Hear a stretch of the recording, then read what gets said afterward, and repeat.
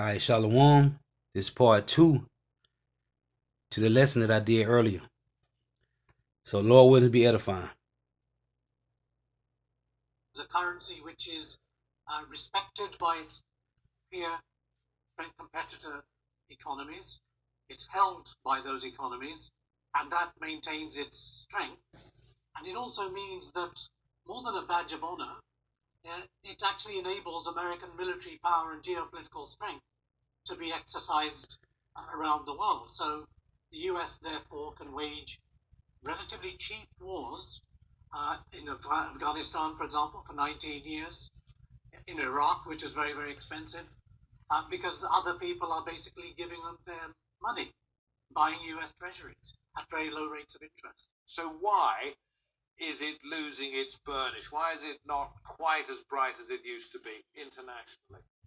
Well, I would take a little bit of an issue in the short run. If you look at the COVID-19 pandemic and the economic crisis which that has inaugurated, more people are buying dollars than they're buying any other currency. The strength of the dollar has gone up against all its peer currency rivals. So, if you like, it remains a store of value. It remains a secure place to keep your money, secure currency in a crisis. And therefore, I'm not sure that in the short run, the United States has actually lost any of its burnish. You could look at the politics of the United States and the political leadership as destabilizing America's predominant position in various ways. But if you look at the Federal Reserve, it moved very quickly as soon as the crisis broke out in order to make sure that international currency exchanges and so on could carry on during the COVID crisis. So what would you say to Richard after what he told us? Well, what I would say is, in the short run, it remains very powerful as a store of value for others. And in the longer run, once the global economy and other economies recover from the pandemic, and if, as the United States does relatively weaken relative to others, I think then it's possible that other currencies like the euro, maybe the renminbi, may strengthen. But I'm not sure how long that's going to take. At the moment, what you can see is there's great power interdependence amid rivalry and competition. I'm going to throw that back to Richard in just a moment, but for the benefit of our viewers and indeed for you guys, I'm not going to try and say renminbi very often because I find it almost impossible to do so. We will refer to the Chinese currency as yuan in the same way that we talk about sterling and the pound, if that's okay with you. But Richard, Inderjeet seems to be suggesting that he thinks what you suggest is a little bit exaggerated. Well, I think perhaps we can disagree or agree to disagree a little bit. I agree with him that in the short run, people are behaving the way they have for a long time. That is, going into the American dollar as a safe haven, as a safety place. But I think that's mostly a matter of habit. It's a matter of not yet wanting to face up to the realities. It's not just we in the United States that don't want to face up to what's going on, as you can see from our president, but it's the rest of the world also that takes time to adjust. Let me underscore, though, what is the reality over the longer run.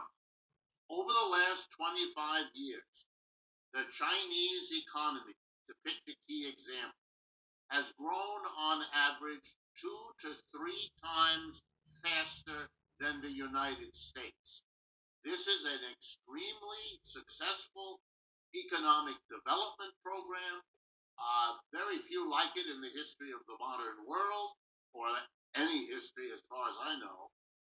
And the challenge to the United States is obvious.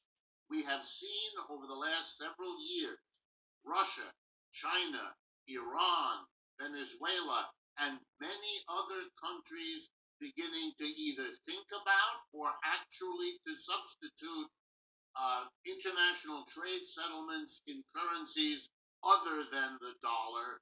The commitment of those countries to move in that direction is now explicit, and I believe it is already underway, a bit more than we know, and that there will be a lag, but that more and more countries will begin to understand that the world has changed. And one further point, the pandemic is a shakeup of the world economy whose consequences are going to take time to play out. But underlying all of that is this differential performance of the Chinese and American economies, the continuing difficulties of Europe to function as a competitor rival to the other two. I think you're going to see that the United States' steady decline along all measures will be reflected in the decline of the dollar as the international currency. Indeed, I mean, you've taken a close look at what China's been doing. I'm sure you agree with an awful lot of what Richard's saying. But if countries are moving away from the dollar, are they moving towards the yuan in the short term with a view to something big changing in the long term? No, they're not. I think when you look at percentage of Chinese currencies held by anybody else in relation to the dollar and the euro and so on, I think the yuan is about 3%.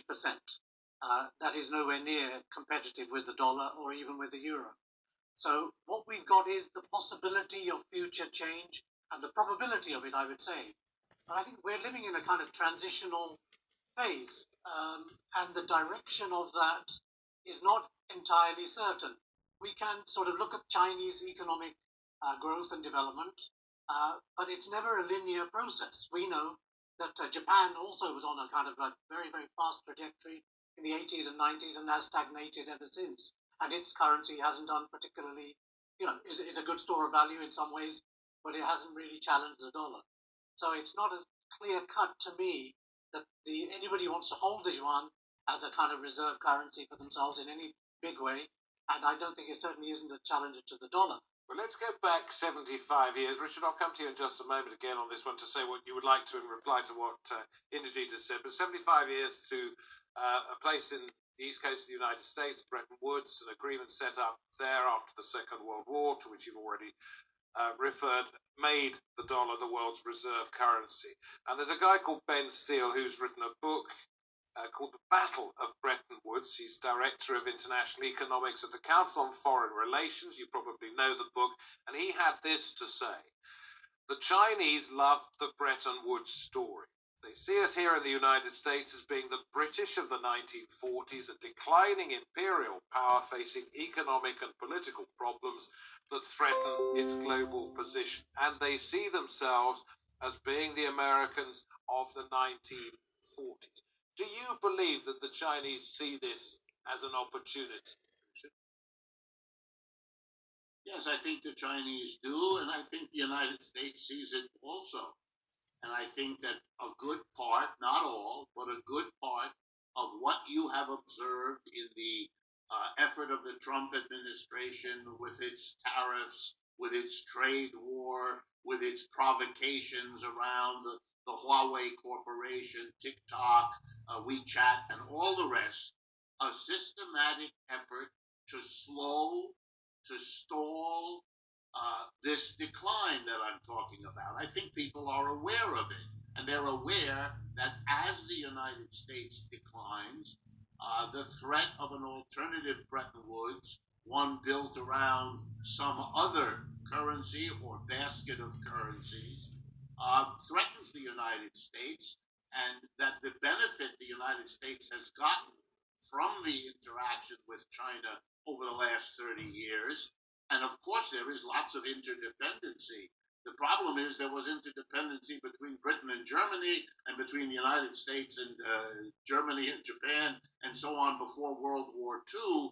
And the rivalry balance with the interdependence can cut both ways. I do believe that we're in that process, even though you're quite right that unforeseen events or struggles between them can slow or even stop the process. But for the moment, it seems clear to me that yes, the the yuan is not yet the international currency, will not be any time in the immediate future, but the direction of change, that I think is not only clear, but it is now governing the political caution of the Chinese and the aggressive provocations from the United You States. see, Inderjeet and Richard as well on this one. It might be that President Trump, and we don't know if he's still going to be where he is at the moment in 6 months' time, but it might be that he who wants to put America first, create jobs, etc., etc., thinks that they're paying a price for being the world's reserve currency, because in this situation, strong dollar,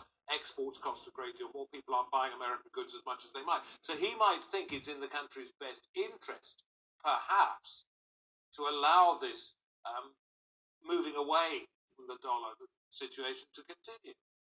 Well, And they finna move away from the dollar. And it's gonna turn into the RFID microchip, which is the mark of the beast, man. This is going digital. This is going digital, man.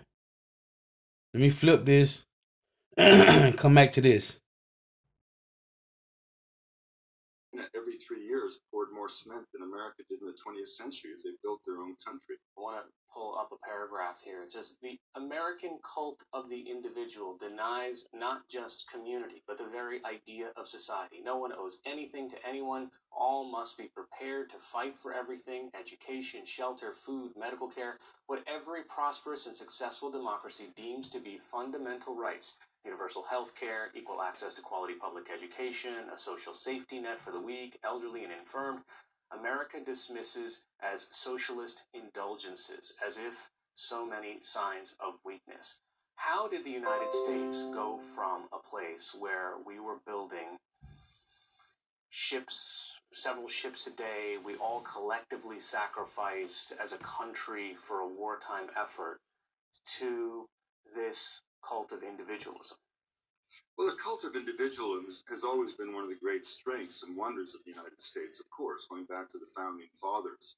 But in the wake of World War II, don't forget that with Europe and Asia in ashes, the United States, with about 6% of the world's population, controlled 50% of the world's economy. We built 90% of the world's automobiles, and that affluence allowed for a truce between labor and capital that really gave rise to the middle class. And when I was a boy, a man with relatively little education could readily own a home, own a car, put his kids in good schools, and we kind of have a nostalgia for that era. But we forget that the America of the 1950s, in economic terms, resembled Denmark more than it does the America of today. Remember that marginal tax rates on the wealthy were 90%. So the rise of affluence in what was often seen to be the golden age of American capitalism lifted all ships. And since then, we've entered a place of such almost grotesque income inequality. A democracy cannot thrive, and it certainly can't realize its ideals if the top 1% control $30 trillion in assets, but the bottom half of the entire populace of the United States has more debt than assets, right? And so this kind of social safety net that we take for granted in a place like Canada, universal health care, access to good education, social support for the elderly, the infirm, the impoverished, that is sort of looked upon as in the States as sort of so many signs of weakness. When people go out to bars now, and we've seen this in the upsurge of cases, or go to the beaches, or go to conventions, or protest the use of masks, that's not a sign of freedom. That's a sign of a people of weakness, of people who lack the stoicism to endure the pandemic or the fortitude to defeat it. I was talking to my uncle the other day, and he kept hammering home that, hey, don't give up on the United States. This is still a place with a tremendous amount of resilience. There is no better container right now of some of the best talent in the world, some of the best capital, institutions of higher education and research. That doesn't go away with one election or one pandemic. I agree. Man, this place is done, man. It still got a little bit of something left in it, but this place is done, man. And all these nations know it. This is Jeremiah 51:7. Babylon have been a golden cup in the Lord's hand that made all the earth drunken. And that's why they saying that, man. Okay, because this is the home of the free, home of the brave, land of the free, the land of milk and honey, and you could be whatever you want to be in Babylon the Great. That's why I said what? Babylon had been a golden cup in the Lord's hand that made all the earth drunken. The nations have drunken of her wine, therefore the nations are mad. This place have made the nations mad, man. With its philosophies, its policies, its legislation, its democracy, its draconian laws. The nations is mad, man. North America will be putting sanctions on nations one after another, man. This is Obadiah 1:7. The Lord is draining the life out of this place. It reads, all the men, Obadiah 1:7, all the men of thy confederacy have brought thee even to the border.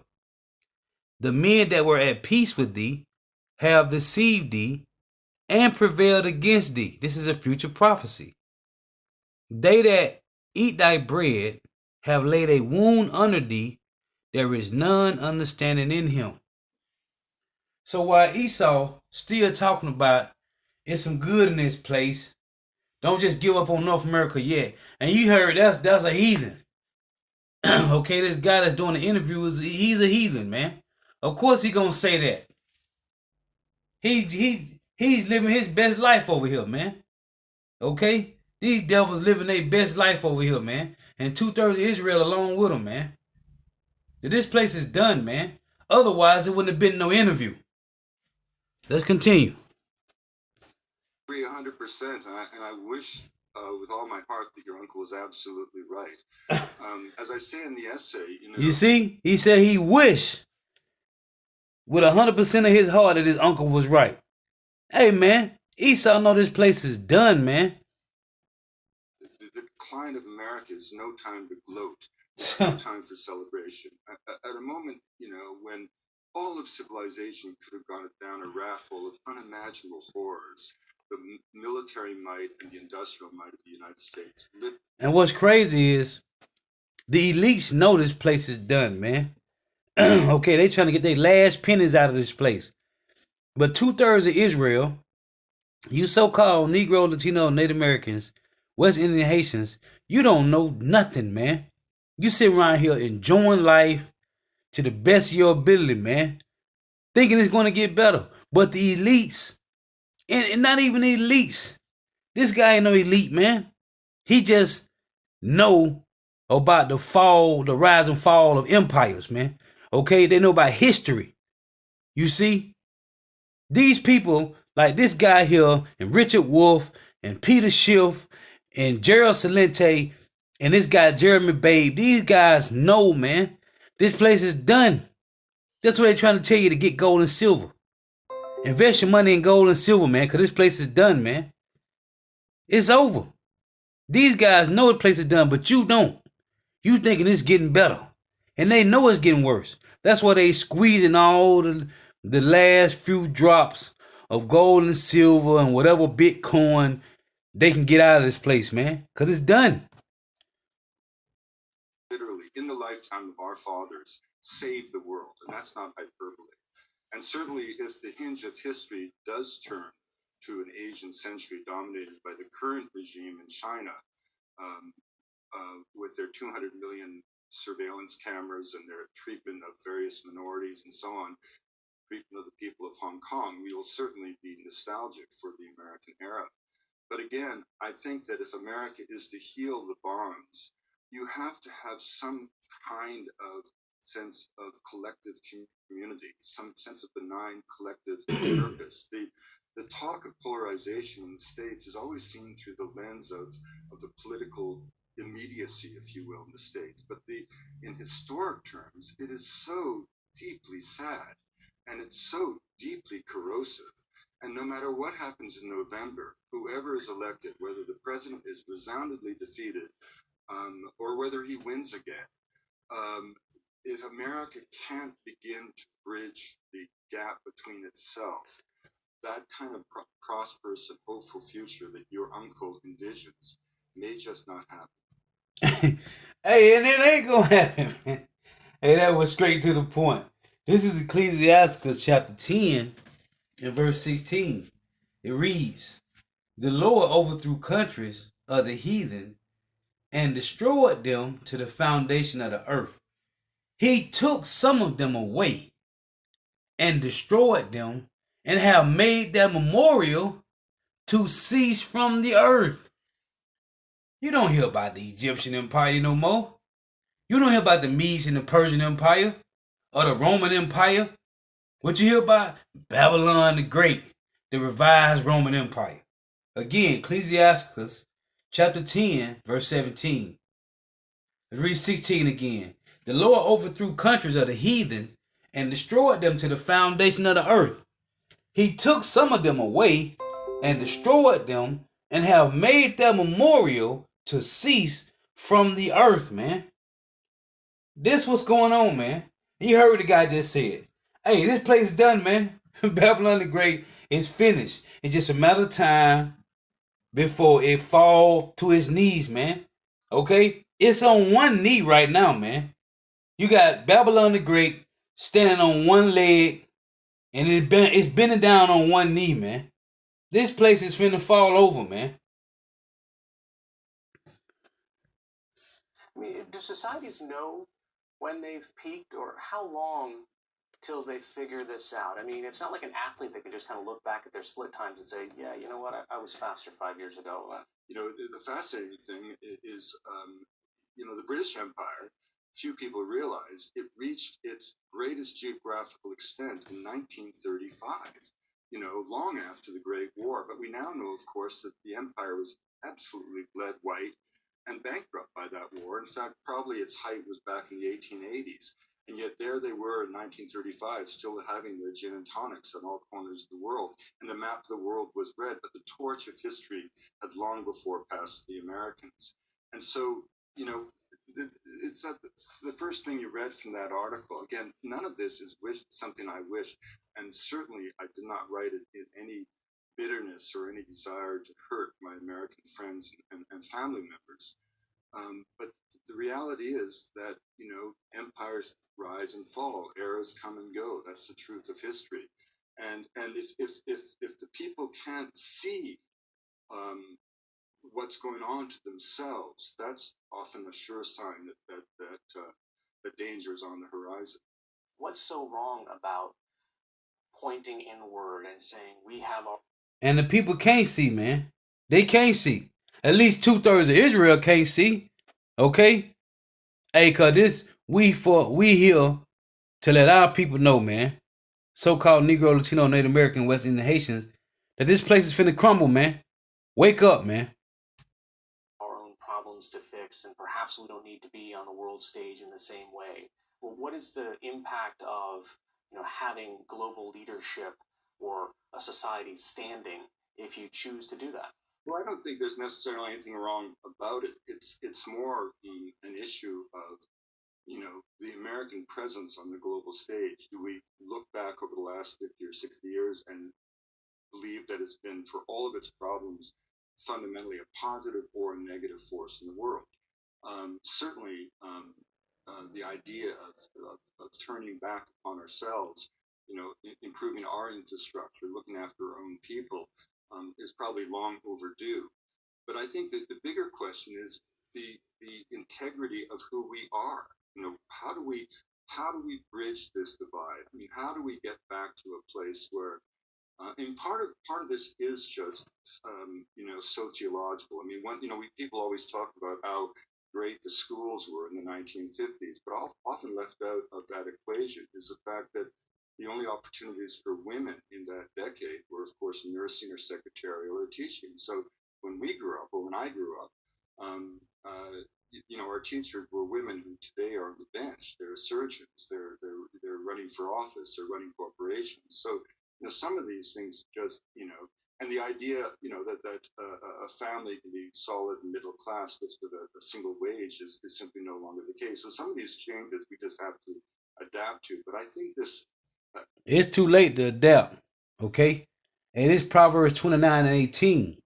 Where there is no vision, the people perish, but he that keepeth the law, happy is he. See, and like he just said, man, to put women up on a pedestal, man, and giving women liberty to gather abroad. That was another downfall of Babylon the Great, man.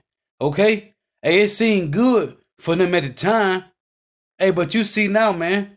Hey, these women that ran crazy, man. Okay? Now they bugged out, thinking they don't need no man, man. Hey, so that's another downfall of Babylon the Great, man. That's why I said what? But he that keepeth the law, happy is he. Because we understand, man, the Lord put women up. The Lord made all these things happen, man, to bring this place down, man, hard. Lifted them up with their pride. Now it's finna bring them down to their knees, man. Okay, again, where there is no vision, the people perish, man. And that's why people don't understand what's going on, because they finna perish, man. Because there is no vision, man. These Edomites don't have no vision of the future, man. And they telling you straight up plainly, man, there is no future in Babylon the Great, man. Okay? And especially this guy here, you hear what he said, man. All kingdoms rose to power and they fell. Just as Babylon the Great gonna do, man. This place is done, man. Lord willing, is edifying. Gotta give all praise, honor, and glory to Yahweh. Bahashim Yahweh Shah. Bahashim Rikak Wadash. Double honors to the apostles and elders of Great Millstone who are well, who teach well. And a sincere salutation to all the occupants pushing the truth and believing in truth throughout the four ends of the earth, the entire world, waking up the whole elect. Shalom to the Akwaf who are listening and learning. The few sisters who are listening and learning. Lord willing, is edifying. Till next time I say Shalom. Wa Abba Abba.